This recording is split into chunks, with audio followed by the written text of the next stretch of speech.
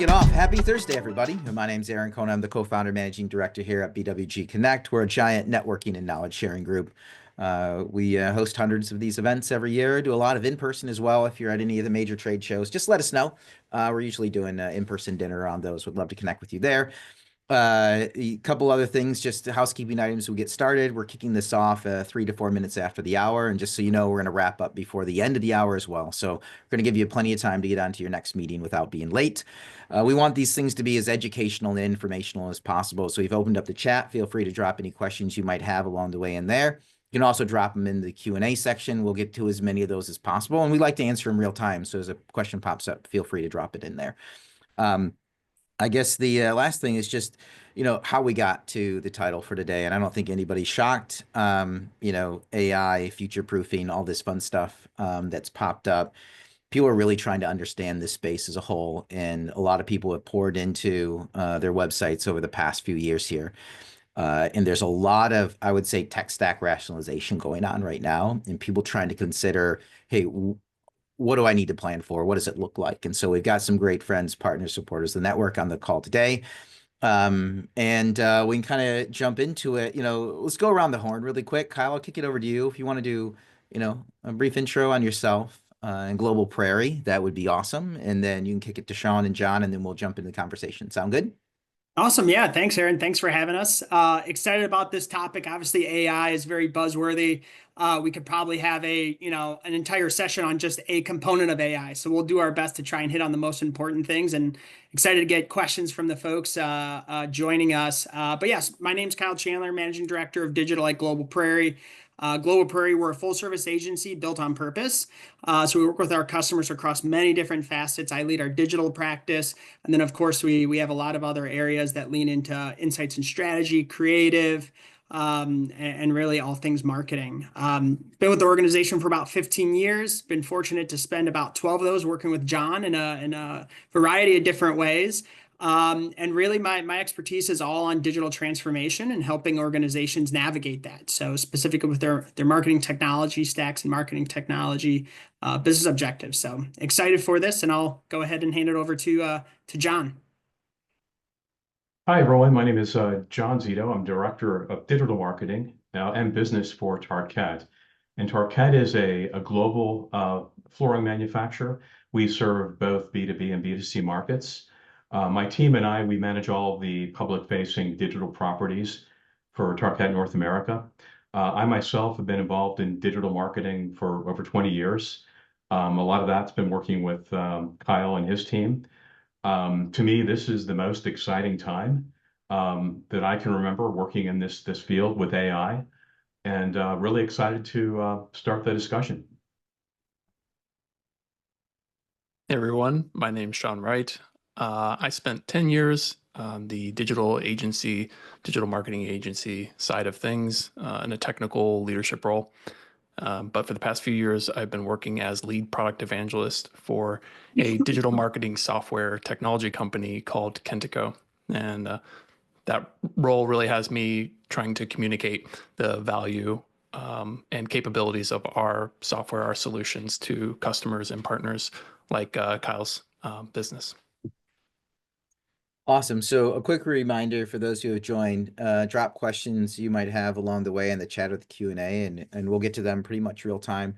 I'll just kind of kick off the conversation as a whole, because, if we think about, future-proofing, right, your website, what is that? And maybe Kyle, I'll kind of start with you. Like, what does that future-ready tech stack look like? And then we can just kind of bounce around the conversation. Other things we want to get to, obviously, is AI, impact, maybe content, maybe SEO, security challenges, regulatory issues, whatever that might be. But let's start off with just, when you hear future-ready tech stack, which a lot of people are talking about, what does that look like? Yeah, I mean, for me, there's a lot of different kind of facets of future-proofing or being future-ready. For me, like if I had to boil it down, maybe boiling it down to kind of three main ones that I like to think of. For me, I always like to start with the user in mind. So when I think of our technology stack, even, simplifying it down to even just our website as kind of our key front door for our organizations, making sure we're future proofing that technology with the user in mind. So we're not doing something silly or unnatural to try and game the system. So I've seen folks who try and do something unnatural to gain greater visibility in search engines or have a greater visibility in a certain marketing channel. Rather than going down some of those gimmicky strategies, instead really relying on putting the user first is really important to me in that future proofing. I think another piece is really thinking of that compliance and security. So I know certain areas, depending where you're at, if you're in Europe, you have a lot of regulations around GDPR. In California and more states to follow a CCPA. There's Castle in Canada. There's many different things from a marketing compliance perspective. But even if you're not in one of those regions, thinking ahead and coming up with a forward-thinking compliance and security approach, it goes a long way. We know that the world is not going to get less regulated or less compliant. It's going to go the polar opposite. So to me, making sure that my clients are thinking forward on setting up explicit consent approach, thinking about double opt-in. Some of the industries we support a lot that are highly regulated need certain provisions in place, like business associates agreements. So having some of those compliances preset really starts helping future proof. And then, of course, the technology itself, what I know Sean will be able to talk in far greater detail on, is making sure that it's a scalable and maintainable tech stack. So making sure that it's well integrated, interconnected, so that way we're really able to scale in a consistent way. So to me, when I think of that future proof, if we have a lens on each one of those components, we're going to help get out ahead of any possible roadblocks that may arise. Yeah, I love the breakdown of, I was thinking as we were kicking this off a lot around the tech side. What does it look like so I don't have to constantly be replacing, but also from a regulatory standpoint, what does the future look like? And how can I think through, the current trajectory, right, of a GDPR, and it's been around for a while, but the constant changes that are being put in place, how do I prep for that as well? And Sean, I see a nod in your head. Would love to hear your thoughts on any of this as well. Yeah, I think there's two terms that I'd like to use in respect to this topic. One is consistency, and the other is agility. So your future-proof or future-ready technology solution that you're using for, let's say, digital marketing actions in your organization, it could be out of date tomorrow, even if it's future-ready today. If you aren't consistent about keeping that technology up to date, which we know it's constantly changing all the time, there needs to be this consistent approach to it. It's a mindset and it's an execution. And then the other word, agility, is you might be using all the latest technology. You might be keeping it up to date. But if it doesn't actually empower you as a digital marketing team to be agile and handle challenges like Kyle mentioned, like GDPR, or any sort of regulation or any sort of new opportunity that you can't take advantage of, if you aren't agile with this technology, it's not doing you much good. So I've seen lots of businesses that either got into that a challenge with that first word of that consistency. They didn't keep their solution, their technology up to date. And then when they got into a situation where they needed to make a big change, or maybe their marketing team just felt they weren't effective anymore, they didn't have that agility to really capitalize on the things that they needed to do. Yeah, John, I'd love to have your thoughts on this as well. Yeah, those are great points. And we've been very intentional about our tech stack, especially after Wright, when COVID started, we had a ransomware attack. So that kind of opened our eyes, and a lot started changing after that in terms of security, but also the platforms that we were using. We moved from open source. We were using Drupal before, moved to Kentico, which was a great decision. And our viewpoint on technology is that we like to go with companies that we know are going to be around for a while and that'll support the application. And this is especially true with AI applications now. I think we've all seen a number of different AI startups, and the question in our mind is, will they be around? They might offer interesting features, but most of them probably won't be around after a year or two. Some might be acquired, some might just go out of business. So for us, it's important that we choose companies and partners, quite frankly, that understand the technology and the trends that are happening to support and keep growing our business. One of the things that comes to my mind is just like the culture of the business as a whole, right, John? I want to keep this with you for a little bit. Yeah, Just because what we talked about here first is that, when I think about what Sean was saying is, when you're talking about consistency, you need people within the organization to first understand and buy into the need for that consistency. And then I totally agree. When you think about consistency, there's been a lot of AI. When you think about all the money that flooded into the system via PE or VC funding over the past 5 years, I think I could have started a tech startup and I don't even know how to code, but sure. all that stuff popped up everywhere. And so what is that internal culture? I think that might be a really good place to start as well. And then Kyle, I'll kick it to you because I know you guys deal with a ton of people. What do you see as best practices? Um, but what does your internal culture look like? And are there any like key things that you can, let the audience know about to promoting that culture of being consistent, evaluation, and the need to incorporate stuff like AI? Yeah, that's a great question. And I think, we've actually formed a task force on technology, especially around AI, because it is such a new topic and a lot of people have questions about it. And you can go down a number of rabbit holes and waste a lot of time if you kind of don't control it. And there are a lot of people that are excited about AI, for example, want to experiment on their own, which can be dangerous. We try to discourage that as much as possible. But also together as a company, look for use cases that are actually going to contribute to business objectives and goals and have an ROI to it. So, I think having some type of committee task force is really important because it's cross-functional. It's not just IT, not just marketing, it's not just product management. It's kind of everyone together and understanding, what technology is available, how it's going to work. There are some people that are afraid of the new technology, worried about their jobs, maybe worried about having to learn something new. So I think, having a committee to discuss those things and kind of provide education. We do lunch and learns all the time to teach people about technologies that could impact the business, just trends. We actually belong to an organization called Maycon, which is actually here in Cleveland, Ohio. They do a conference. They're the marketing artificial intelligence conference, for really the world. It's a great organization.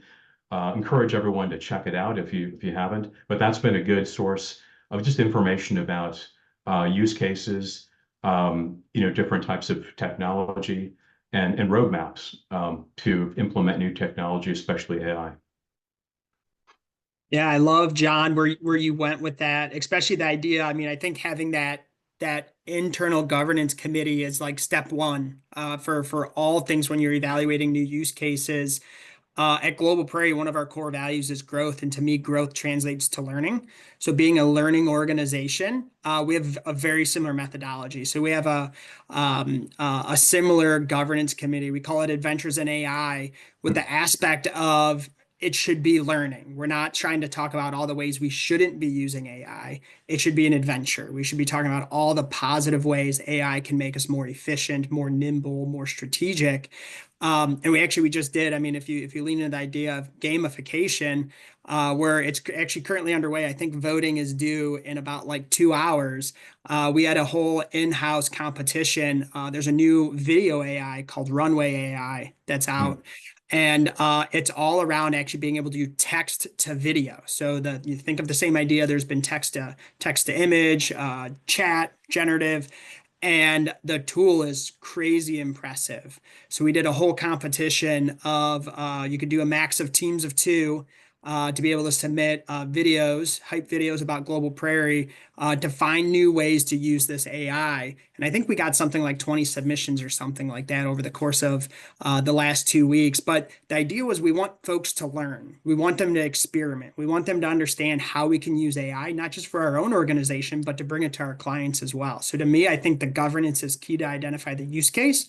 but then make sure people are embracing it. Like you said, they're not getting scared of it. It's an exciting thing. So Yeah, What great about point. the side of it where this is I run into a lot of conversations I'm having, and I try to explain to them like AI it's not cheating, right? That there's this idea out there that if you're using AI and so in a lot of times legacy organizations that's cheating, you shouldn't do that. And yet it's if you're not going to be using it's just a new tool, right? It's like, hey, are you going to use the Ford F-150 to haul stuff, or are you going to use the horse and the plow obviously everybody takes the F-150, and yet there's with this technological advancement, for whatever reason, people a lot of times view it as cheating, and that seems like something that needs to be overcome a lot.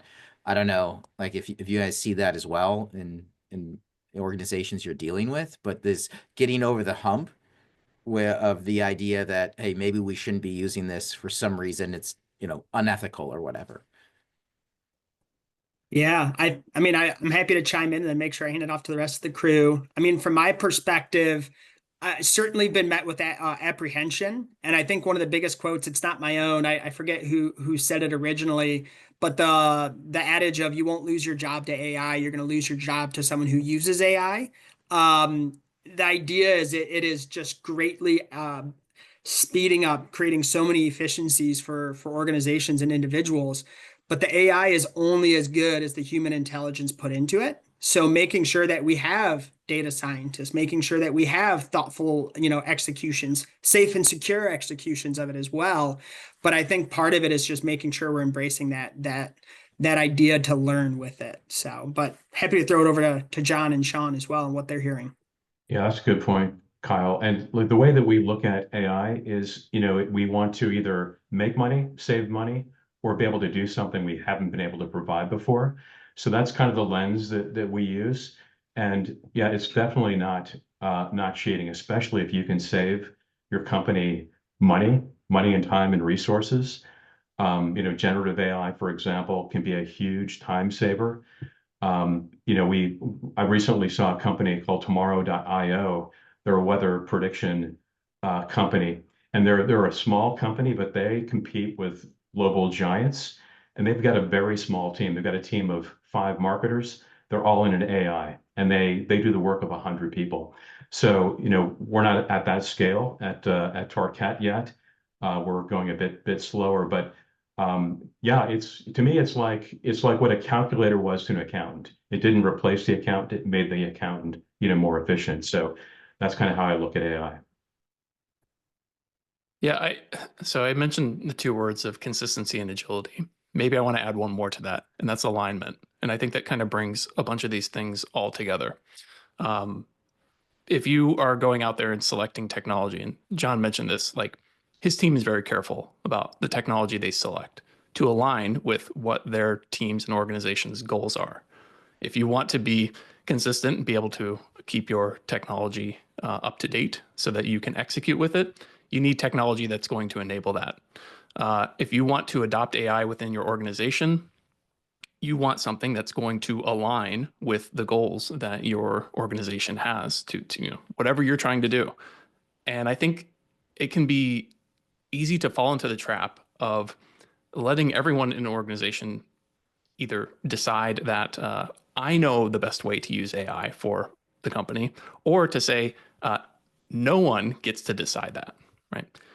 Instead, I think what you want to do, and this is not my idea, this is something that one of my colleagues in the digital experience, digital marketing space, Brian McKeever, came up with in an article published on CMS Critic, is to have an AI principles worksheet for your organization. And this lets everyone express the way that you will adopt AI with an organization and define what that is. What are the principles that you're going to adhere to?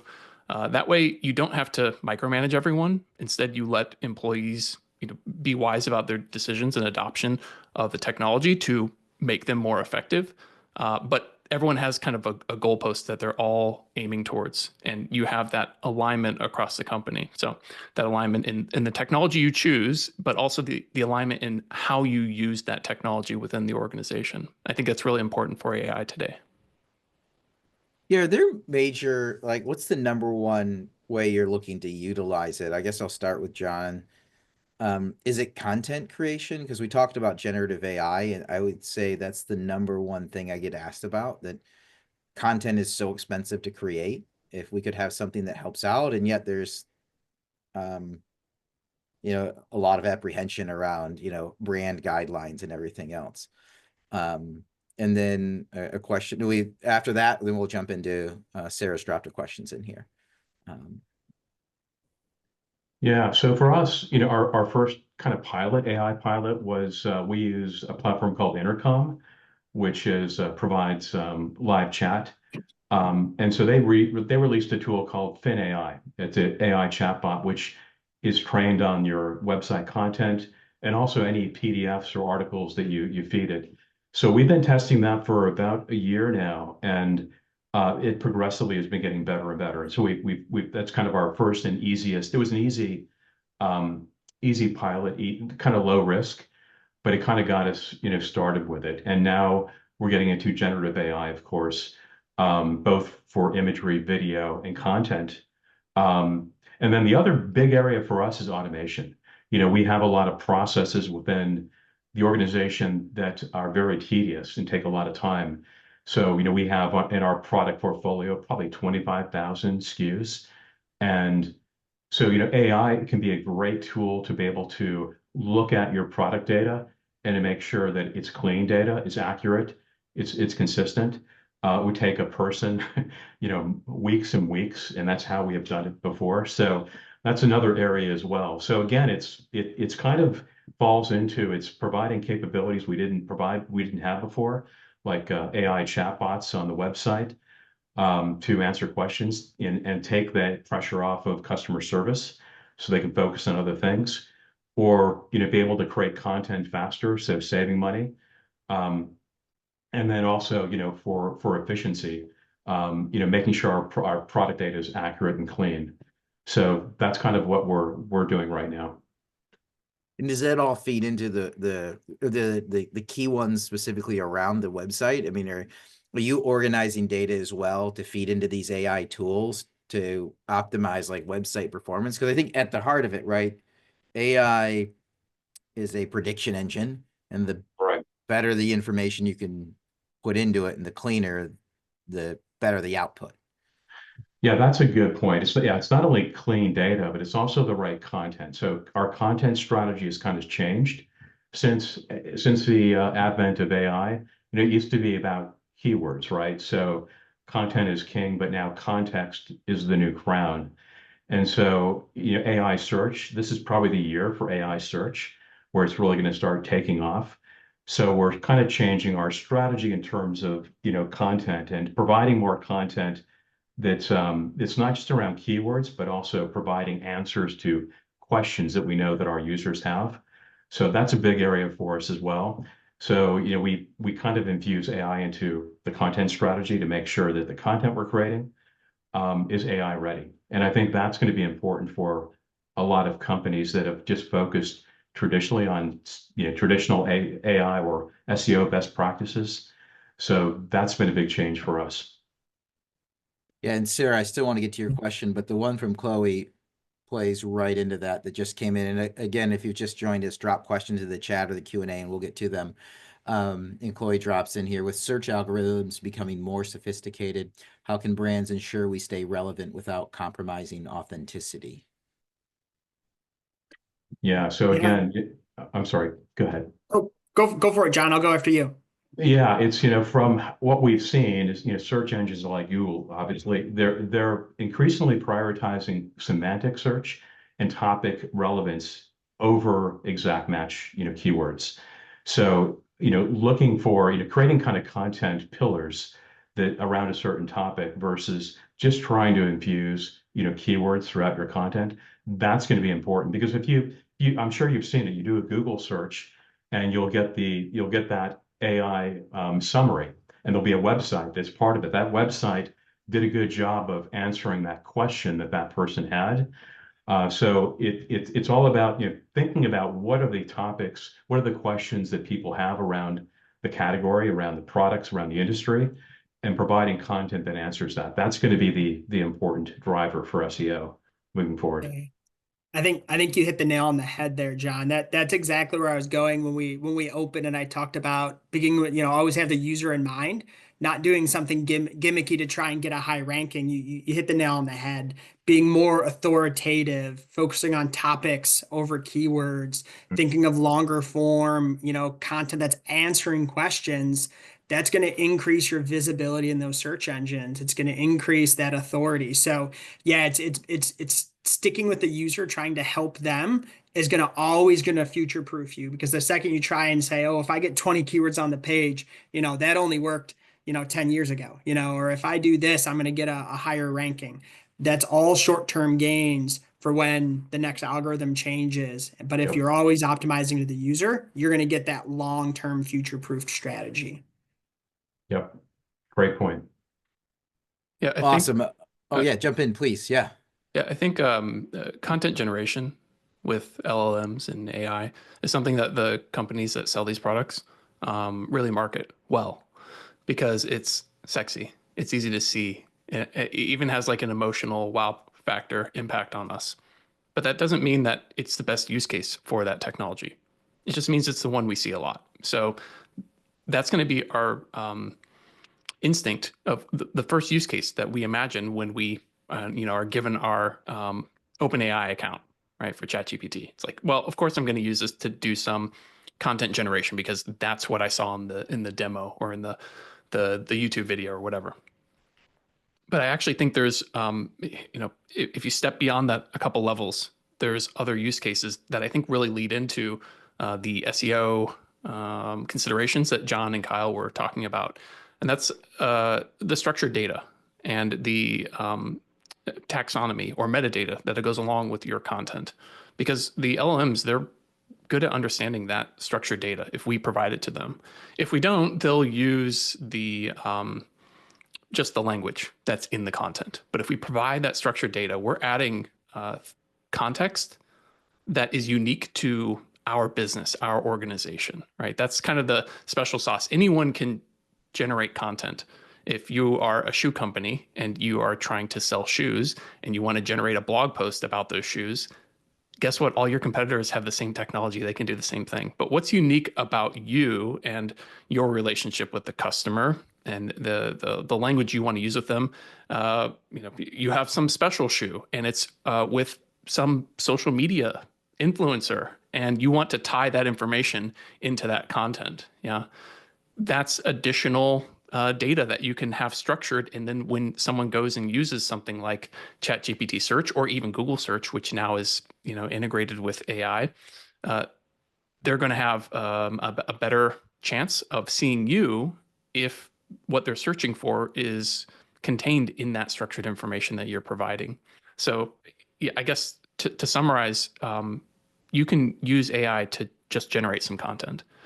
But there's already been some pushback on that. People are becoming aware there's a whole bunch of junk AI generated content out there. Mm-hmm. So fall back on the principles that you've been using for the past 10 years. Generate content that has an impact, that's relevant to your audience, to your customers, and use AI and LLMs to make you more effective in doing that. And it might not be just, giving it a prompt and saying, generate me a blog post or PR. It might be something where you are doing some of that. Maybe the AI is helping you, but look for other opportunities where the AI is adding maybe that assistance from a different perspective. Yeah, I think, Sean, that I love that. That's the idea of using it for the assistance is so huge for us. One of the tools we use a lot, it's a proprietary tool that we created called Data Farm.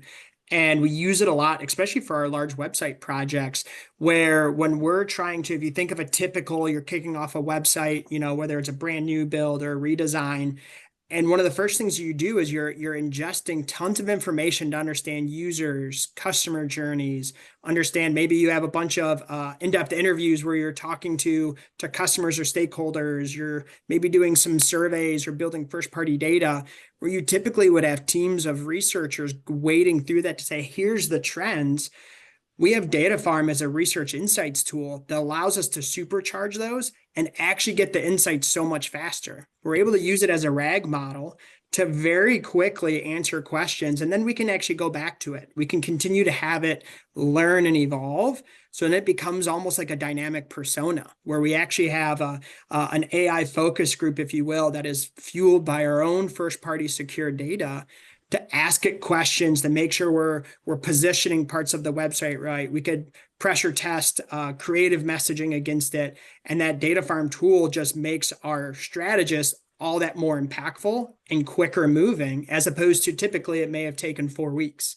Now we can make that happen in 2 days. So for us, it's all about that. How can you use it in a way that isn't just generating content? You can use it in a way that's beneficial. As John said, you're saving dollars, or we're getting to somewhere faster. So I love that you touched on that. Yeah, and I think that's matches a lot with what John said about using it for data cleaning. That's not that's not content generation, but it still can have a huge impact on your digital presence. Has anyone thought about maybe taking LLM? You'd probably need something at a paid or premium tier of a product or service, and running it against your website and saying, what is what does this language say to this persona? How are we speaking to them? Give me a summary of that. Maybe that ends up being different than what you think your content or voice strategy actually is. So nothing was generated here. Instead, it's giving you insights on the work that's already been done. Yeah, Sean, that's a great point. I am super excited about using AI to develop personas. And Kyle, to your point, the data farm, it's an excellent concept. And yeah, you'd be amazed at the type of feedback you can get with an AI persona by providing maybe 2 different ad versions. And you can get some really good feedback, from that. And it's almost better than trying to do it, and talk to real people, because you save a ton of time. You also get a much broader scope of opinions and thoughts, and you round out that persona much better. So I think that's a very exciting field. And Sean, just to touch on one of the things you talked about with search too, I think the good news is AI kind of creates a more level playing field, because it is now based on content versus just keywords and maybe the old authority indexes that were used before. So in a way, it kind of creates opportunities for smaller companies that are thought leaders and provide the best content to start showing up more in search than some of the traditional, bigger players. I mean, to that point, I also think that a lot of times the smaller organizations are, going back to one of Sean's key things, which was agility, a lot more agile. They're, Yeah. You think about the culture, it's usually a smaller organization. It's easier to transform or change it. I think that goes in with the alignment piece, Sean, that you'd added in there. That I agree with you that the updates to how search is working can really benefit from that standpoint. There is a couple questions that came in that I want to make sure that we get to for sure. And this is going to go back, I think, to Sean. What are some examples of what might be on the AI principles worksheet? And then one other one is also, are you also implementing these content pillars in search within social channels like Instagram? So wherever we want to tackle those, and others, if you have more questions, drop them in. We'll keep getting them answered. Yeah, so I think I'd recommend I think it was Sarah that asked that question. Check out that article. It'll do a much better job of explaining things than I will. But I can say that the types of things you would put into this worksheet, and there actually is a example, I think, Excel file in there for a worksheet template that you can use to get started with your team or your company. Things like, do we use AI for content generation? Like maybe it's a no, and maybe that's something you agree on. It could be as big as that, or it could be something like, how much are we going to invest in AI technology as a company? What is the spend we want to allocate for this? Are we just going to go and grab every bit of new AI startup service out there and try to give us as much acceleration as a business as possible? Or are we going to cap this and treat it like another set of tools that we have budgets for? So it's really a way to get a conversation started about how your organization thinks about AI, because of the fact that AI is a fast moving technology. It's new. People, as was mentioned already earlier, can be scared of it. You really want to talk as a business about these things and make sure that everyone's on the same page. Yeah. I think another thing that's always helpful in those, sometimes it's almost easier to paint the picture of here's the use cases we shouldn't use AI for. So you can kind of build those guardrails, and then you leave it open-ended up, but now bring forward all the other use cases we should be using it for. So sometimes it's easier to start with here's the things that we're not comfortable with as an organization, or that we're not ready for, maybe even, into the language and syntax are so important in this, where when you're defining it. So sometimes it's starting there and then having that open-ended, and then going back to the governance approach that John talked about right at the beginning, of having a way for your organization to evaluate those new use cases as a governance committee, and make sure it's multidisciplinary. It can't just be the technology team. You have to have marketing in there. You should have data science in there. You should have analytics. You should have executive stakeholders. You should have a broad point of view. So when you're evaluating those use cases, and to me, having that be part of that organizing document, if someone has a neat idea and they're not really sure how to do it, now they know how to bring it forward and get folks who are maybe closer to it to be able to help provide them insights so they can actually move it forward. So to me, it's sometimes just given those guardrails of how to navigate those kind of topics. I think it's a great segue. I'm thinking back, John, to like one of the original points you'd opened up with was just around security as a whole, and kind of navigating those regulatory and security challenges that brands have. I don't know who would want to take this one out of the gate, but what I've seen is, I think everybody's seen a stark ramp up in the number of attacks and security issues and compliance.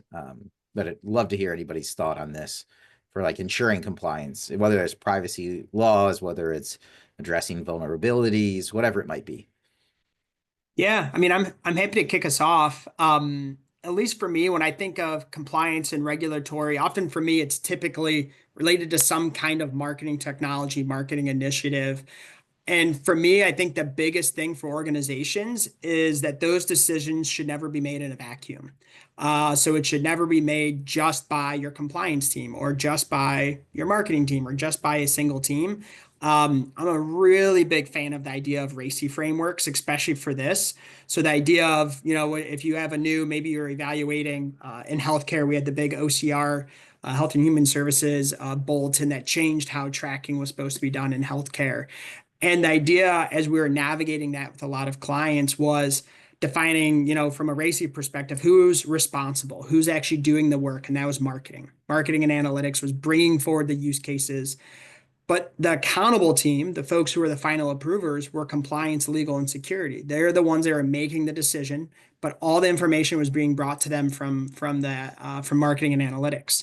And they were consulting the C of that, getting input from technology and data science, and keeping their executive stakeholders informed. So to me, it's making sure that's not happening in a vacuum, making sure you have that assigned group, so then you can really make really thoughtful decisions. So for me, that's how I always try and approach it, but would love perspective from Sean, John, from your organizations. John, I'd love to hear the boots on the ground perspective. Yeah, our IT department is really good at making sure that that we're secure. I mentioned, we did have an attack back during the COVID days, but we're talking about AI and use cases, but you got to know that hackers are making use of AI as well to exploit vulnerabilities. So now with AI, they can do it a lot faster and a lot more thoroughly. So for us, it's really kind of a comprehensive security strategy across every single touch point, because you might think you're secure, but if you have one opening, one weak point, they can get in, and it only takes one time. So it's really this kind of falls on IT, but also just best practices for everyone within the company, including marketing. Yeah, I think this could probably be said of any technology, but it's really relevant to AI because it has that amplifying or accelerating factor for the people that use it. Any technology that lets you do something more or faster has the possibility to let you do it too fast or too much. So, I get in my car, I go to the grocery store. My car is an awesome piece of technology. If I press on the gas too much, I'm not going to make it to the store because I did the thing too fast. So we have these rules and regulations and agreements about how we use this thing. And I think it's really relevant for something like AI. And we've heard it already. This isn't a conversation that you have just with your team. It's a conversation you have across the organization. So if you're using AI to do something that maybe is new and exciting for your team and seems, well, completely innocent, all you're doing is generating some content with it. And of course, you're going to review it. So where's the problem? Well, legal might step in and say, yeah, but we don't know where the source is for that content that you're generating, and we don't want to have to deal with any legal repercussions of that. Or maybe we need an additional rider in some privacy policy that says we're going to use AI on your data for your benefit, a customer or patient in a healthcare setting. But that's something you need to talk with other teams about. So I would say don't be afraid to talk. You got to get those conversations started. If you don't, you're just delaying the problem that you could have alleviated by having those conversations earlier. Yeah, and Kyla drops in here. A large component of most AI includes publicly accessible information that may in fact be copyrighted. How do you navigate around verifying AI generated content? Yeah. I think. It- Okay, sorry, Kyle. go ahead, John. Yeah, for us, it kind of goes back to, again, being very specific or intentional about picking platforms that you're using. So, for content generation, of course, you could use ChatGPT, but kind of be the Wild West because you're not really often sure where it's pulling information from. So, using tools like Jasper or Copy.ai, those are two industry, kind of leading content generation tools that kind of have guardrails in place to kind of prevent that. Also, they make sure that any content you create is on brand and within the guidelines that you establish. So, again, picking kind of industry leaders that have kind of thought through these issues before is probably the best way to go, because using Claude or GPT, you could be running the risk of generating content that could get you in trouble. Yeah, great. Well said, John. Yeah, the idea typically that we default to is the idea of if you're using just a standard large language model to do your content generation, you're running a pretty big risk. For us, we like to look a lot at using our own first party data, using that RAG model to make sure we're informing, and again, it's in a secure environment. We're informing large language models of the specific content, the specific information we're trying to produce content around, and then making sure we're sourcing that. So then we're knowing it's not hallucinating, it's not making things up. But even with that being said, even with those kind of protections in place, typically trying not to use large language models to write the content in general. It's more so we see a lot of our creative folks or our strategists using it to inform creative ideation. Think of things that they might not be thinking about to then start their own specialized creative process. So again, it's using it as an efficiency play, not as a pure this is going to do my job for me play, if that makes sense. I just wanted to mention there is another technology provider out there that abides by these copyright um, rules and has good intentions there, and that's Adobe with their Creative Cloud suite.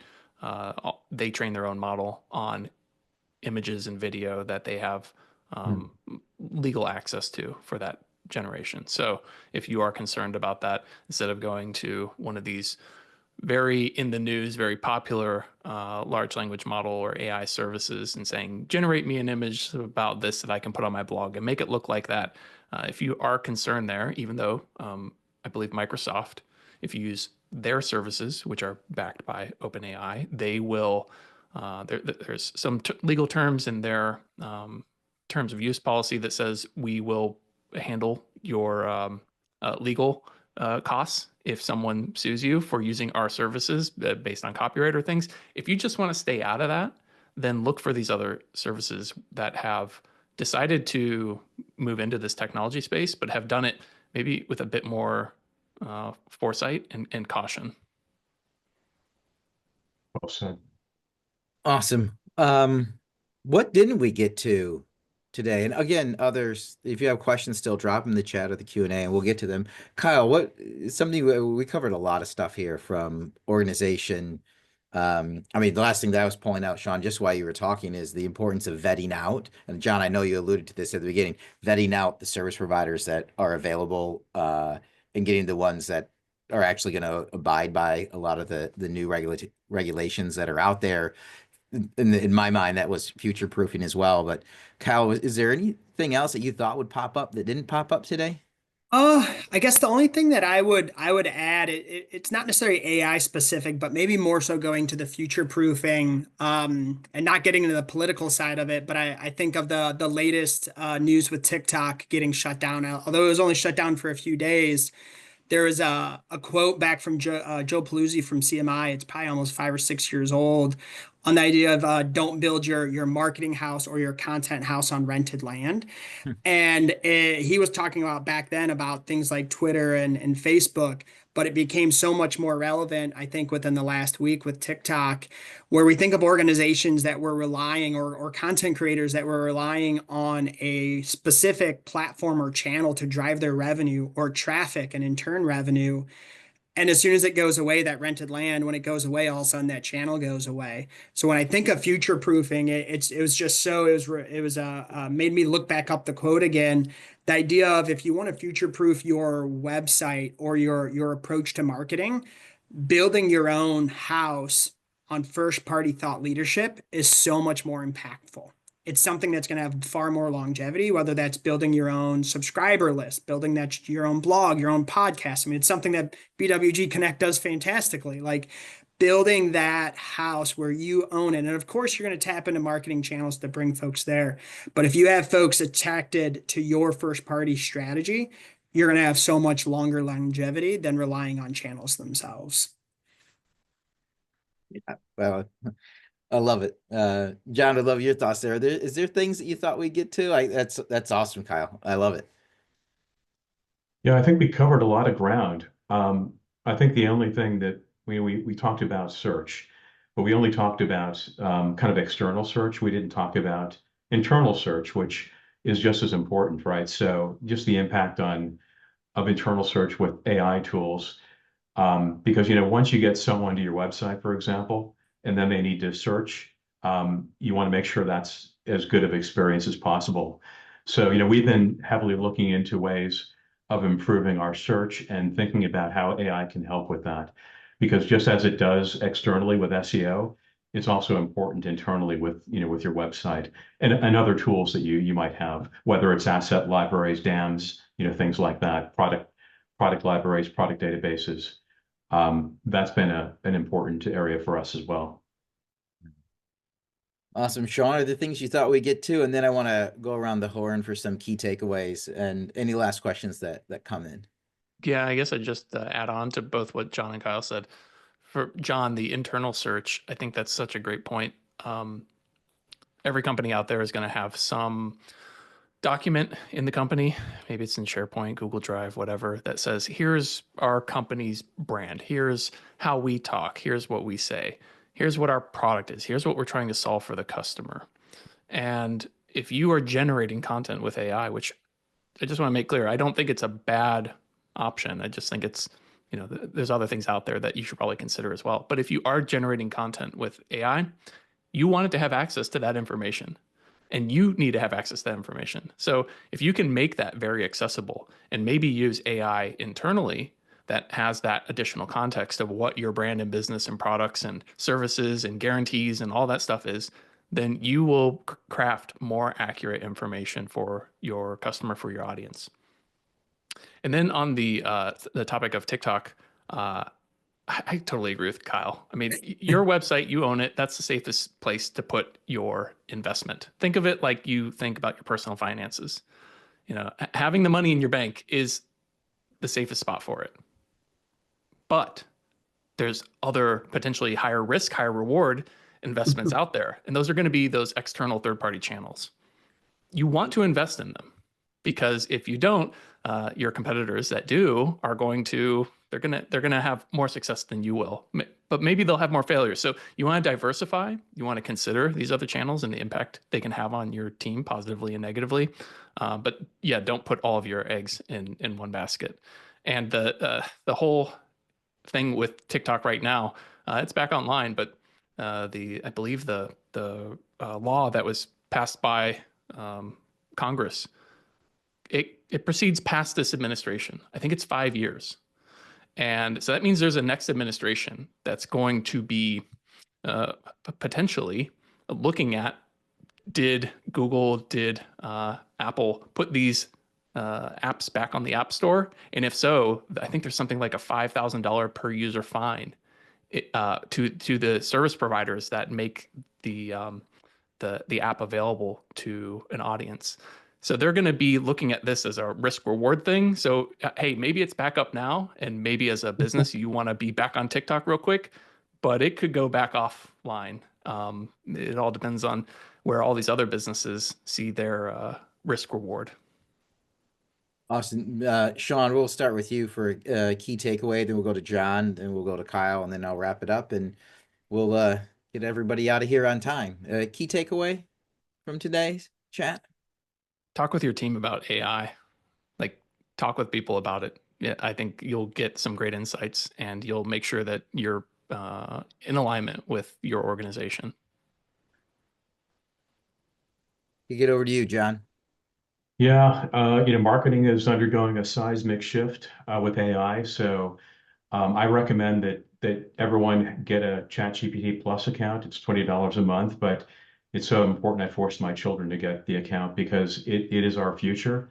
And the more you know, the more successful you'll be, and with your company as well.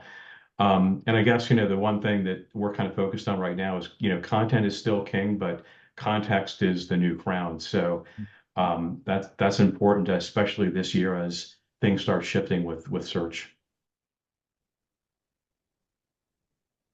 I love that. Well, I can, the last thing I have, I mean, it's hard to build on what Sean and John said. When I think of AI, or really any new technology, I mean, anything as you're approaching it, for me, it's always approaching with that learning or curious mind. It just approaching it with positivity, but also having the bounds of how organizations should navigate it. But having that curiosity is what helps folks jump forward much quicker. So. Awesome. I think my key takeaway is, to win in this space and going forward, a couple things are key. One is the company culture and having a leader. Like I'd say somebody like John, like you, that's going to champion this, not be afraid, but be cautious and be understanding around, the complexities of what it brings on.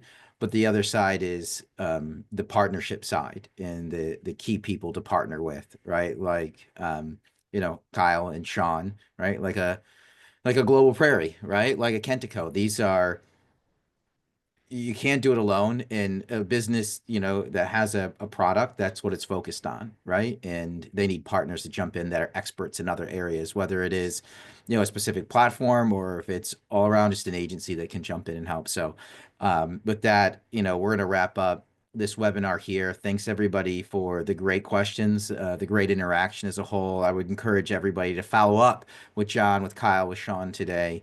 If anybody wants to chat with me, more than happy to do it. That's what I spend a lot of my time doing, but really enjoyed the conversation. I thought it was incredibly fun. I can't wait to pull out some key insights and throw them out on LinkedIn for everybody else to see that couldn't make it today. But with that, we're going to wrap up. Thanks, Sean. Thanks, John. Thanks, Kyle. You guys are awesome. Thanks so much. Bye.